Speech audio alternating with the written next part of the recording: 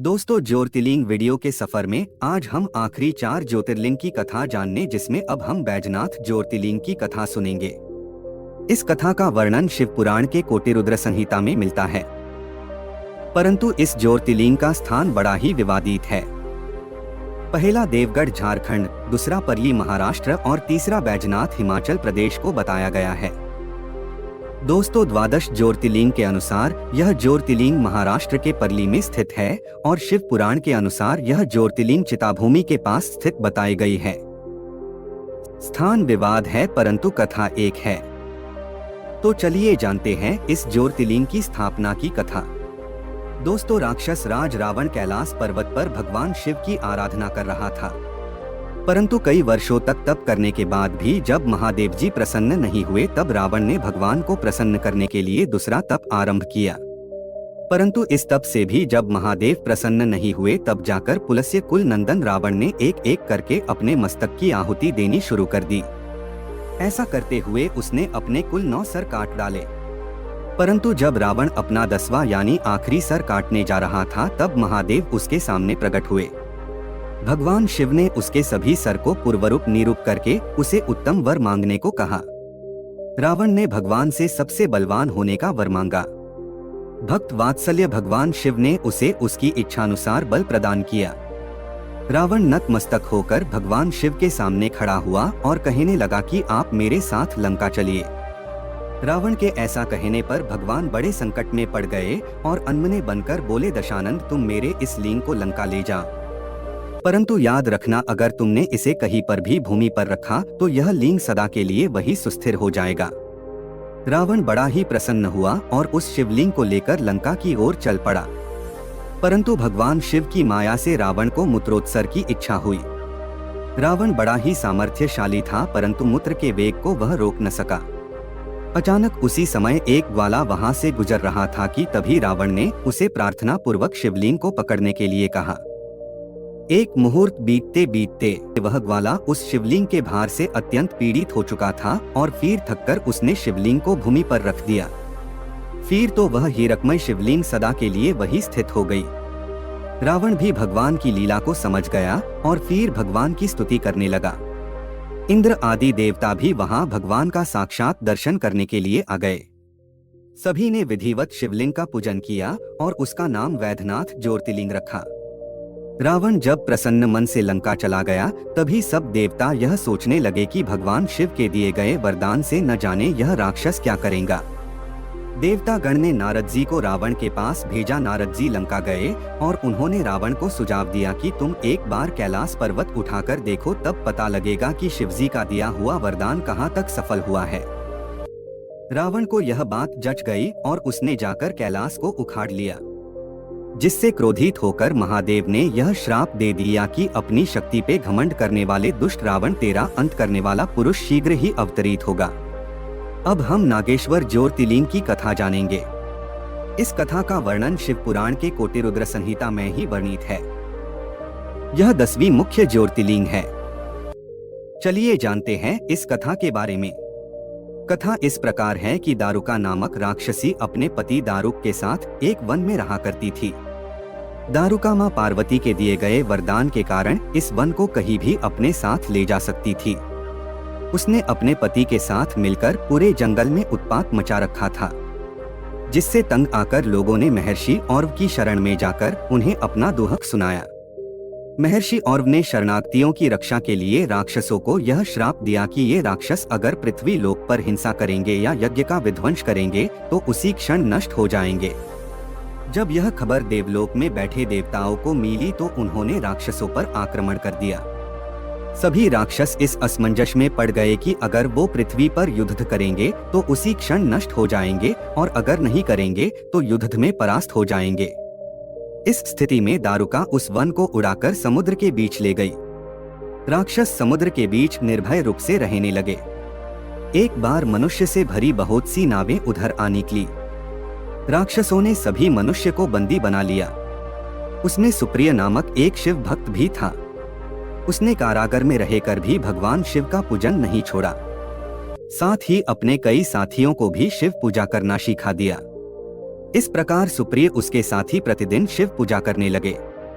जब दारुक राक्षस को इस कार्य का पता चला तो उसने सुप्रिय को धमकाया और उसे मारने के लिए दौड़ा। सुप्रिय ने भगवान शिव की प्रार्थना की। अपने भक्त की करुण पुकार सुनकर भोलेनाथ एक ही क्षण में प्रकट हुए और सभी प्रधान राक्षसों को नष्ट कर दिया। यह देख दारुक अपनी पत्नी के पास भागा। भगवान शिव ने यह वरदान भी दिया कि आज से इस वन में चारों वर्ण अपने धर्म का पालन कर सकते हैं। तमोगुणी राक्षसों का इसमें कोई स्थान नहीं है। भगवान शिव का यह वचन सुनकर दारुका अत्यंत भयभीत हो गई। शिवजी के क्रोध से बचने के लिए दारुका ने मां पार्वती की स्तुति की और उनसे यह वर मांगा कि मां मेरे वंश की रक्षा कीजिए। मां पार्वती ने उसे आश्वासन देते हुए भोलेनाथ से कहा कि हे नाथ, आपका वचन तो सत्य ही है, परंतु यह राक्षस पत्नियां जिन पुत्रों को जन्म देंगी वे सब इस वन में रह सकते हैं, ऐसी मेरी इच्छा है। तब भगवान शिवजी ने कहा, तथास्तु, मैं अपने भक्तों का पालन करने के लिए प्रसन्नता पूर्वक इस वन में लिंग रूप में रहूंगा। इस प्रकार उस ज्योतिर्लिंग के रूप में भगवान शिव नागेश्वर कहलाए। दोस्तों, यह थी भगवान नागेश्वर के प्रादुर्भाव की कथा, परंतु यह ज्योतिर्लिंग का स्थान थोड़ा विवादित है। शिव पुराण और 12 ज्योतिर्लिंग स्तोत्र के अनुसार यह दारुकवन में स्थापित है, परंतु नागेश्वर ज्योतिर्लिंग के नाम से 3 मंदिर विख्यात है। पहला गुजरात के द्वारका राज्य में, दूसरा उत्तराखंड में अल्मोड़ा राज्य में और तीसरा महाराष्ट्र के हिंगोली राज्य में। दोस्तों, अब हम अपने इस वीडियो में शिव पुराण के अनुसार 11वें प्रमुख ज्योतिर्लिंग की कथा सुनेंगे। यह कथा उस समय की है जब राक्षस राज रावण माता सीता का हरण करके उन्हें अपने राज्य लंका ले गया था और माता की खोज में निकले भगवान राम अपनी वानर सेना सहित दक्षिण के समुद्र तट पर पहुँचे थे। दोस्तों, यह ज्योतिर्लिंग दक्षिण भारत में तमिलनाडु के रामेश्वरम नामक स्थान पर स्थित है। इस ज्योतिर्लिंग की स्थापना स्वयं भगवान राम ने की थी। चलिए देखते हैं कि भगवान राम ने ऐसा क्यों किया था।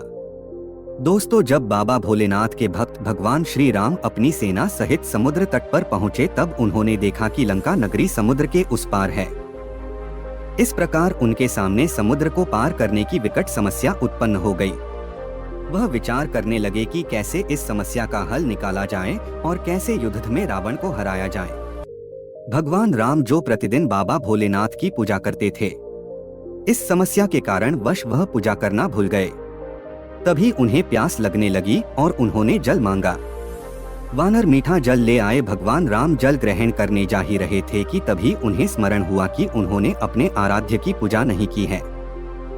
फिर स्वयं भगवान राम ने अपने हाथों से पार्थिव लिंग बनाए और शिवजी की पूजा अर्चना शुरू कर दी।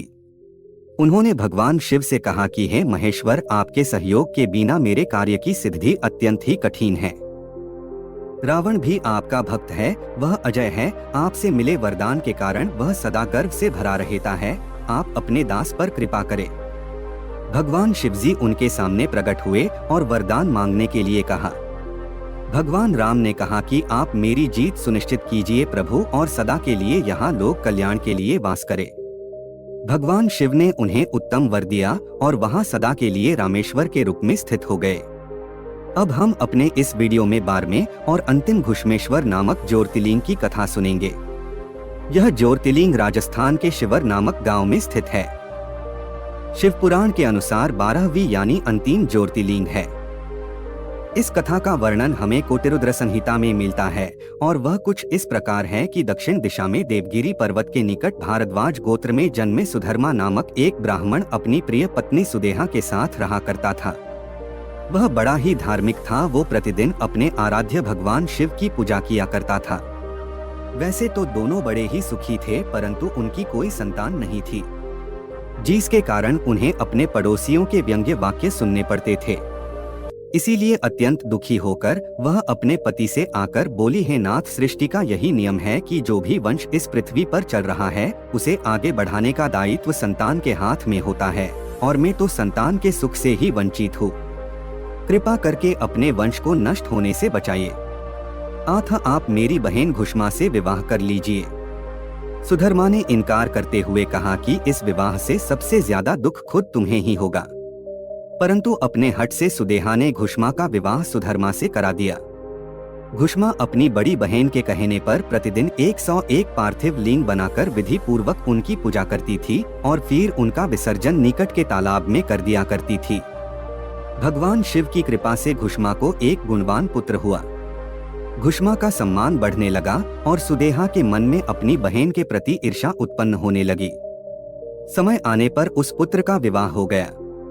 पुत्रवधू के घर आ जाने से सुदेहा और ईर्ष्या करने लगी। एक रात सुदेहा ने सोते हुए पुत्र को चाकू से मार डाला और उसके अंग को काट के उसी तालाब में डाल दिया जहां घुष्मा प्रतिदिन पार्थिव लिंगों का विसर्जन किया करती थी। सुबह उठकर सुधर्मा और घुष्मा पूजा में लग गए और पुत्रवधू ने जब पति के बिस्तर पर खून देखा तो वह रोने लगी और उसने सबको यह बात बताई। परंतु नित्य कर्मों में विलीन पति पत्नी विचलित नहीं हुए, जबकि सुदेहा दिखावे के लिए जोर जोर से विलाप करने लगी। पूजन के पश्चात घुष्मा पार्थिव लिंगों का विसर्जन करने के लिए उसी तालाब पर गई। तब उसने अपने पुत्र को वहां खड़ा देखा। वह जानती थी कि यह सब उसे ना ही हर्ष हुआ ना दुख। फिर एक ज्योति उसके सामने प्रकट हुई, उसमें से भगवान शिव प्रकट हुए। उन्होंने घुष्मा को सुदेहा का अपराध बताया और उसे मृत्यु दंड देने के लिए वहां से प्रस्थान करने लगे। परंतु घुष्मा ने उन्हें अपनी बहन को क्षमा कर देने के लिए कहा। इस पर भगवान शिव बहुत प्रसन्न हुए और उससे वर मांगने के लिए कहा। तब घुष्मा ने कहा, अगर आप मेरी भक्ति से प्रसन्न है तो सदा के लिए यहाँ वास करें और मेरे नाम से ही आपकी ख्याति हो। इस प्रकार भगवान शिव घुष्मेश्वर नाम से प्रसिद्ध हुए। दोस्तों, हमारे प्राचीन ग्रंथों में भगवान शिव की कई रोचक कहानियां छपी है। ऐसी रोचक कहानी जानने के लिए हमारे चैनल को सब्सक्राइब कीजिए। धन्यवाद।